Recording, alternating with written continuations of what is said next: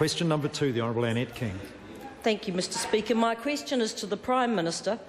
Does he agree with the reported comments attributed to the Hon Tau Henare on the issue of Maori representation in Auckland that, quote, "I believe the issue is too far-reaching and too important for a party presently sitting at 1% in the polls to decide alone"?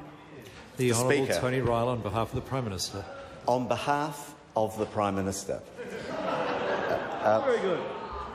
Mr Speaker, yes, because under MMP, no party alone has ever been able to decide the position on any issue that goes through this House in legislation. Issues require consultation and negotiation.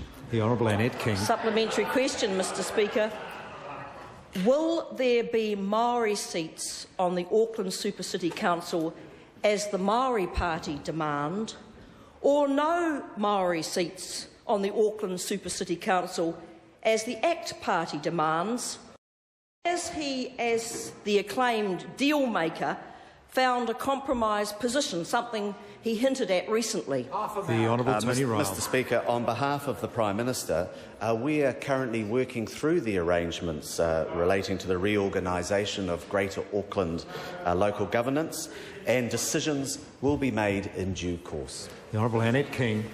Speaker, what compromise position is possible between two warring factions of his multi-party government when his parliamentary colleague, the Hon Tau Henare, said that there had been, quote, "a distinct lack of political will," end quote, in trying to resolve the issue and the schism that's emerged between the minor parties propping up the government? The Honourable Tony Ryall. Mr Speaker, on behalf of the Prime Minister, the National-led government has a strong relationship with its support partners, and we speak with them on all sorts of issues regularly. They are certainly the first cabs off the rank, but differences of opinion are not unusual.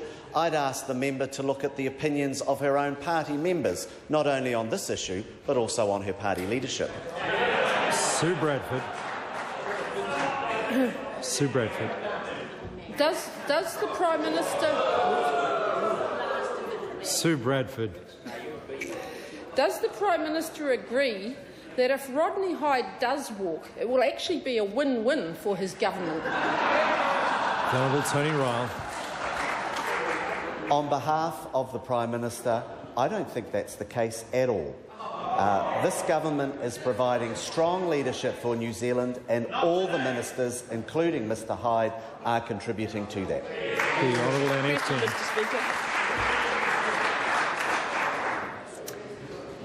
Will he be allowing a free vote on Maori seats on the Auckland Super City Council by National Party members of Parliament, as proposed by the Hon Tau Henare in correspondence to caucus?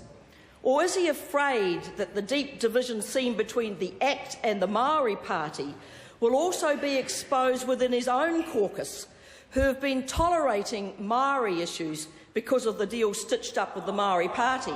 The Honourable Tony Ryall. On behalf of the Prime Minister, the Prime Minister is not afraid of anything, not the least of which when it comes to dealing with a party opposite that itself can't actually articulate what its own position on this issue is. The Honourable Annette King. Does he agree with the statement that the idea of having Maori seats on councils is, quote, "foolish preference pushed by a few white Liberal people on the council who feel guilt," end quote, a statement made by the Honourable Tony Ryall? If not, has he asked Mr Ryall to keep his controversial views under control to preserve the stability and harmony with his Maori Party colleagues? The Honourable Tony Ryall.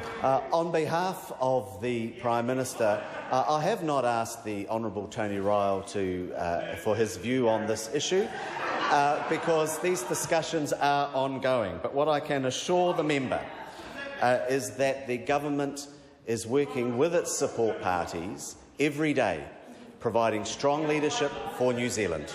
The Honourable Annette King. Speaker, does he consider the Maori Party more expendable when he's considering which side the National Party will take on Maori seats in the Auckland Super City Council, because they will not take National Party votes, but the ACT Party stirring up the racial pot will.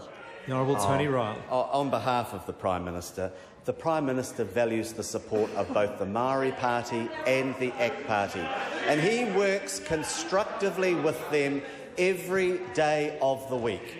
He is able to deal with both of those parties with the respect that they deserve, and maybe that's the reason why that member is sitting over there. Catherine Delahunty. Tēnā koe, Mr Speaker, tēnā koutou to the Prime Minister. Can he confirm that if Rodney Hyde persists with his rabid right-wing agenda, he'll be alone, dancing alone, no stars, no crown cards, and certainly no say over Aucklanders? Honourable Tony Ryall. Look, Mr. Speaker, I think it's well known that the ACT Party has strong views on this issue, and we are currently working through the arrangements for the Super City.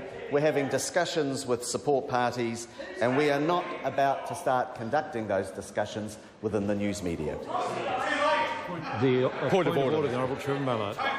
A point of order has been called. Mr Speaker, it might seem like a fine point, but I think it's an important one. It's my understanding that senior ministers are outside the country at the moment, and that Mr Ryall is acting Prime Minister. Sorry? Sorry, if Bill English is here, my point of order is not struggling to understand the Sorry. point of order. Okay. Question number 3, the Honourable Rodney Hyde. Honourable Rodney Hyde. Point of order, Mr Speaker. Point of order. Point of order, the Honourable Rodney Hyde. Mr Speaker, just let me apologise to you and to the House. I've just had oral surgery, so if I sound a bit funny, I haven't had a good lunch or anything like that. The House, I'm sure, will be sympathetic. The Honourable Rodney Hyde. Thank you, Mr Speaker.